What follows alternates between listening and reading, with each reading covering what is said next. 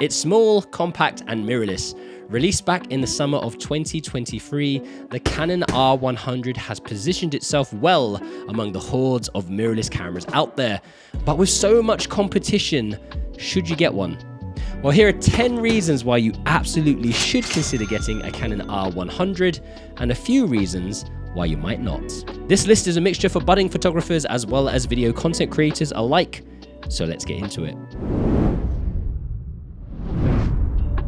Very sunny February morning here in the UK, which is unusual, but a perfect opportunity to test out some snaps on the Canon R100.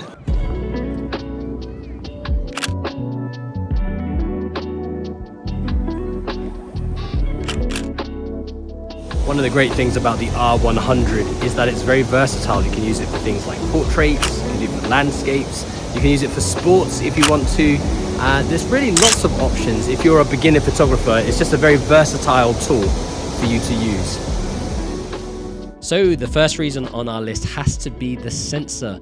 You've got a large mirrorless 24.1 megapixel APS-C or crop frame sensor, which is easily going to fulfill a lot of photographers and video producers' needs. But also, as kind of a secondary point to this, is that you get the sensor in a very compact body.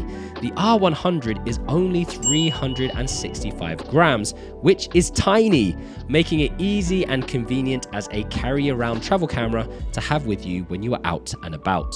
Number 2 on our list is the 1080p video option. Now, this camera does have 4K, but let's talk about the 1080p for a moment. It's clean, it's crisp, and you can shoot it at up to 60 FPS for that lovely slow motion video.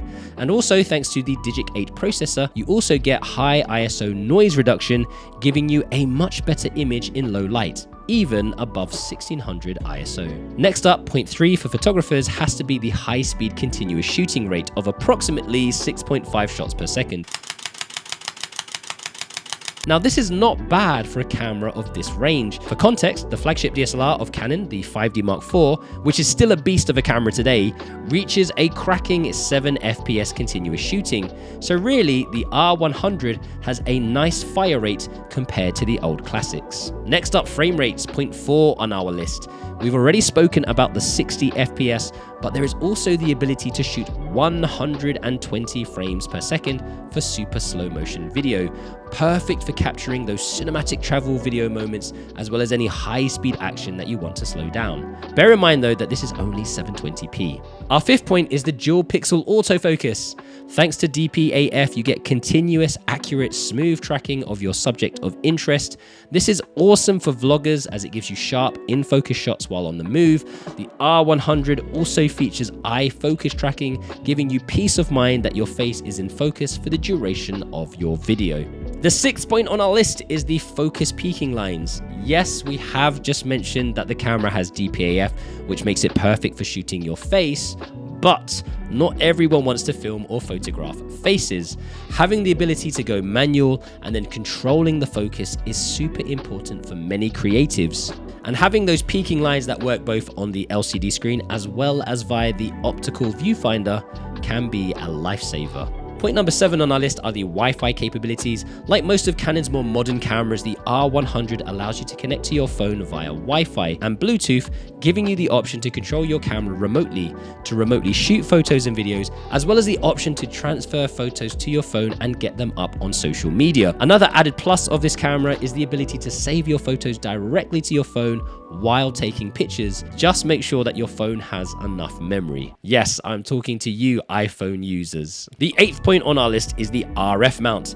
This is actually a little bit of a controversial point because Canon had the EF mount for the longest time, which are still amazing lenses to use today, by the way. They dabbled with the M mount series for a bit, and they finally decided to go with their new flagship R series. And this being an R mount camera introduces you to the R series early on. Now, don't get me wrong, this is a fantastic series of lenses. Now, of course, you can use something like an adapter for your older EF glass. This is what I'm doing with the 50mm 1.4 here. But the reason why this might be a bit of a controversial point is that Canon is blatantly looking to get you into their ecosystem early on, so that when you do decide to upgrade your camera, because you already have all of these R-mount lenses, you're going to be more inclined to upgrade to a Canon camera.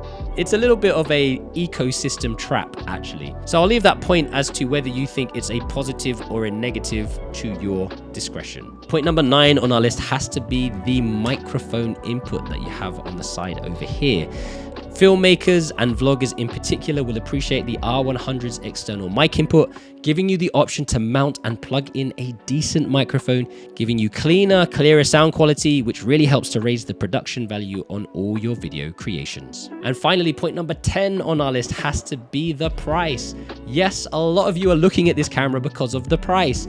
It's currently the cheapest R-mount mirrorless camera that you can buy new from the official Canon websites, coming in at just under $400 on the Canon USA store and just under £600 on the official Canon UK store. Also, I think you get a kit lens and a bunch of accessories with some of these deals. Now, of course, no camera is perfect, and there are more than a few reasons why you might not want to invest in the R100. The first reason on my cons list has to be that there is no flip-out screen, making it more tricky to frame yourself.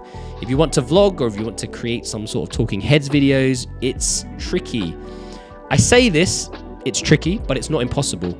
With the Canon Connect app, you can actually adjust your composition using your phone, and then the dual pixel autofocus should help you hit focus on your face 99% of the time. Our second reason for not getting one has to be that there isn't a touchscreen. I was actually really surprised about this.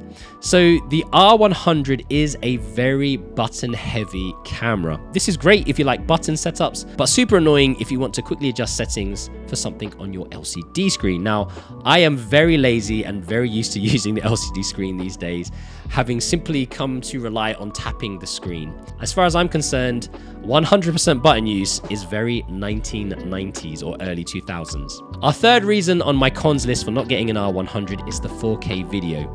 It's definitely a letdown. It's cropped in, and also on top of that, the dual pixel CMOS AF system is also disabled in 4K. It uses something called contrast detection instead, which is definitely not as good. And this is really a shame, because I kind of expected more in the 4K area from Canon, especially nowadays. Light just decided to die halfway through the video. Now, another reason for not getting the R100 is the image stabilization. It does have digital IS, which isn't great. So if you are moving a lot and trying to film yourself or vlog on the go, you might have shaky footage. So those are my 10 reasons to consider getting yourself a Canon R100, and a few reasons why you probably shouldn't. And if there are any reasons for or against getting one of these that I have left out, be sure to let me know down in the comment section below. If you haven't done so already, do consider subscribing to the YouTube channel and also hit that little bell for notifications so you never miss any updates from us. And now that you've watched this video, check out my review of the Canon 4000D DSLR camera over here, or watch this video that YouTube thinks that you will like over here. In the meantime, stay creative, imagine, implement, and inspire, and I'll catch you in the next one.